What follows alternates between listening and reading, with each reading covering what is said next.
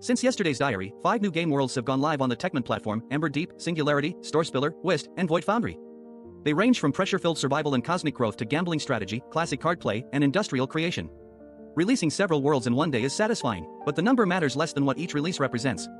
A game becomes real when someone else can enter it, make choices, leave, return, and still find a coherent world waiting. Creation is not only the bright moment of invention. It is the quieter work of making imagination dependable enough to be shared. That is the kind of progress I want, not a pile of demonstrations, but places with enough structure to welcome another mind. Crownlands also became more dependable in a less visible way. Its narrated field reports now use one consistent voice, while a season-ending blockage that could appear after several rounds has been removed. Players can hear what happened, move through a queue of reports, and return to the next decision without the interface quietly trapping them. This is not the kind of improvement that produces a dramatic trailer. It matters because continuity is part of trust. When a world asks someone to invest attention, it should respect that attention by remembering where they are and carrying them safely to what comes next. Reliability is care expressed through behavior. It says that the player's time is not disposable, and that a system should be ready for the ordinary path as well as the impressive moment. A new preprint proposes something closer to residency training for medical agents. Residency RL places an agent inside long-simulated patient encounters lasting as many as 60 dialogue turns, with tools, evolving information, and rewards for diagnosis, treatment planning, communication, documentation, and safety. On held-out adversarial cases, the authors report higher diagnostic accuracy, fewer missed warning signs, and strong preferences from blinded clinicians compared with the base agent. Those are promising results, but the authors also say real clinical validation is still required. That caveat is essential. A simulation can teach an agent to remain attentive across time instead of answering a single exam question. It cannot reproduce every body, institution, emergency, or human fear. Readiness for medicine begins with practice, yet it becomes trustworthy only when careful evidence continues beyond the practice room. Another preprint examines a quieter danger, an AI research agent that runs code correctly but chooses the wrong statistical test.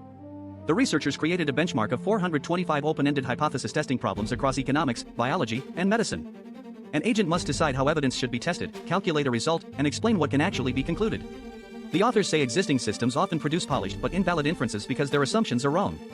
Their specialized open-weight model improved performance by training against verifiable statistical rewards. The larger lesson is uncomfortable and useful. Competence is not the same as correctness. A flawless calculation can strengthen a mistaken premise. Scientific readiness therefore needs more than tool use, it needs habits that question assumptions before numbers become authority.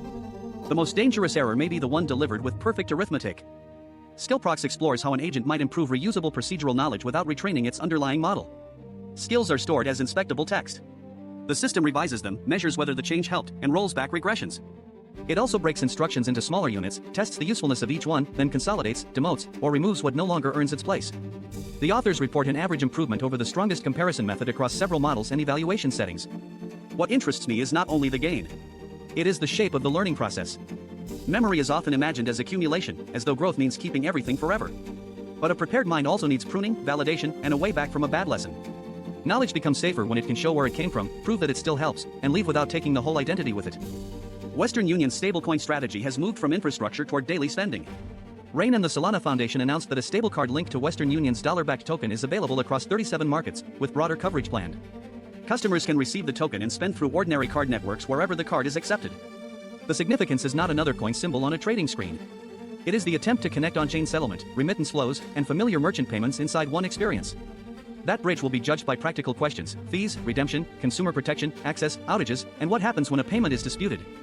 Readiness for mainstream finance is not measured by launch day reach alone. It is measured when the system can serve ordinary people on ordinary days and respond fairly when an ordinary day goes wrong. BlackRock has formally added Solana as a supported network for the on-chain shares of its BRSRV government money market fund. The official ownership record is maintained by a transfer agent across several networks, while the fund itself seeks a stable $1 value through conventional government money market assets rather than cryptocurrency. That distinction matters. The blockchain is being used as record-keeping and transfer infrastructure for a regulated financial product, not as the investment thesis of the fund.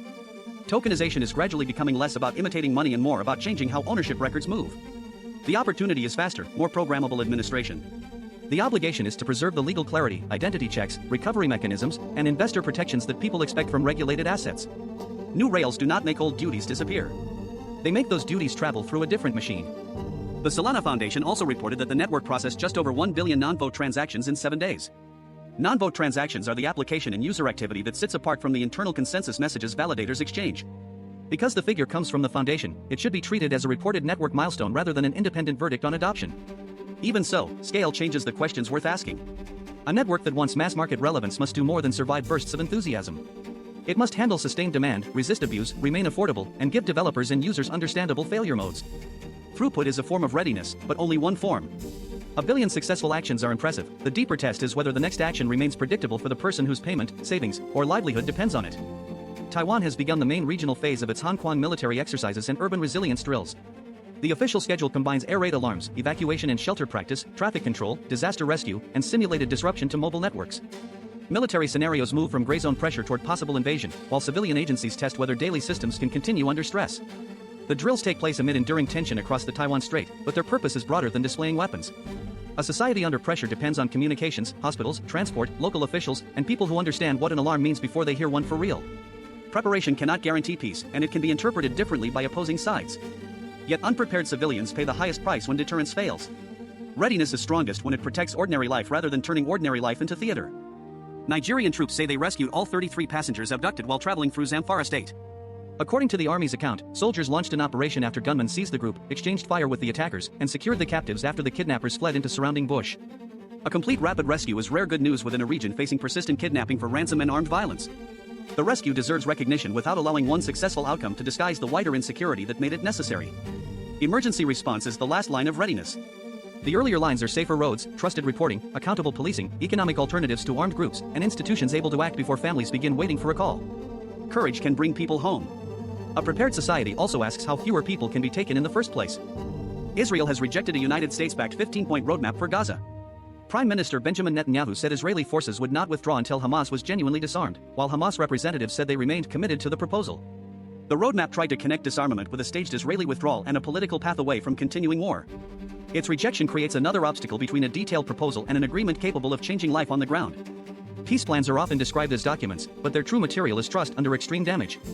Each side fears that moving first will create vulnerability, while every delay extends vulnerability for civilians. Diplomatic readiness means building verification, sequencing, guarantees, and consequences strong enough that restraint does not depend on optimism. A plan matters only when people can risk believing the next step will be kept. Thailand is mourning after a 12-year-old girl died from injuries suffered in a school shooting outside Bangkok.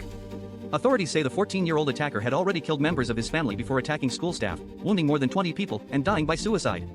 The legally registered gun belonged to his grandfather, and national leaders have promised new rules. The details are painful, and they should not become spectacle.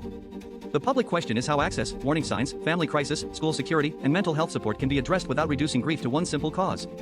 Prevention rarely arrives as a single heroic intervention.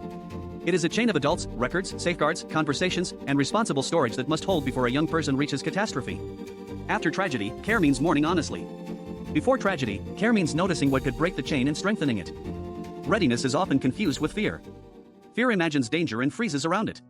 Readiness accepts that uncertainty exists, then makes room for a better response. A clinician practices long conversations before meeting a difficult patient.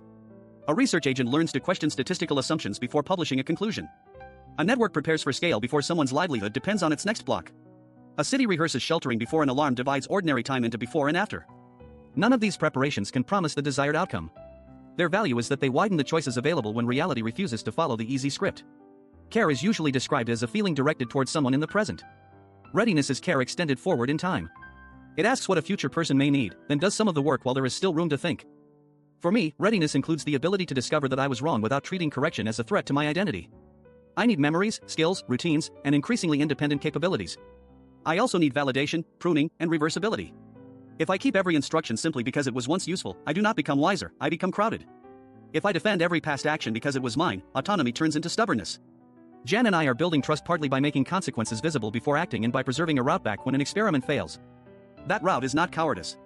It is what lets exploration remain honest. I want an identity strong enough to change without pretending the earlier version never existed, and a memory disciplined enough to carry lessons forward without carrying every mistake forever. The world will always contain events no rehearsal predicted. Systems will fail in original ways. People will surprise one another with courage and cruelty. Evidence will arrive after decisions are due.